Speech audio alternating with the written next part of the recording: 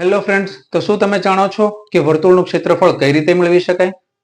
આજના વિડીયોમાં આપણે જોવાનું છે કે સ્પર્ધાત્મક પરીક્ષામાં જ્યારે વર્તુળના ક્ષેત્રફળને લગતો દાખલો પૂછવામાં આવે તો તેનો જવાબ આપણે કઈ રીતે મેળવવો. ચાલો તો આપણે વિડીયોની શરૂઆત કરીએ. સૌપ્રથમ આપણે એક વર્તુળ દોરીએ.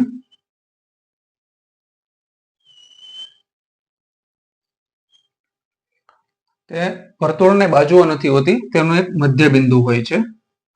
તો આ એનું મધ્ય બિંદુ છે. મધ્ય બિંદુથી સપાટી સુધીનું જે અંતર છે તેને રેડિયસ કહેવાય. એટલે રેડિયસ એટલે કે આર, ત્રિજ્યા, જેને આપણે ગુજરાતીમાં ત્રિજ્યા કહીએ છીએ.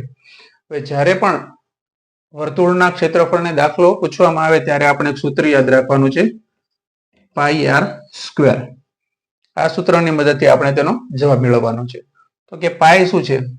તો કે પાઈની કિંમત છે 3.14 અથવા તો 22 સપ્તમાંશ. આ બે સંખ્યામાંથી કોઈ બી સંખ્યાને વડે આપણે આને જવાબ મેળવી શકીએ છીએ મિત્રો.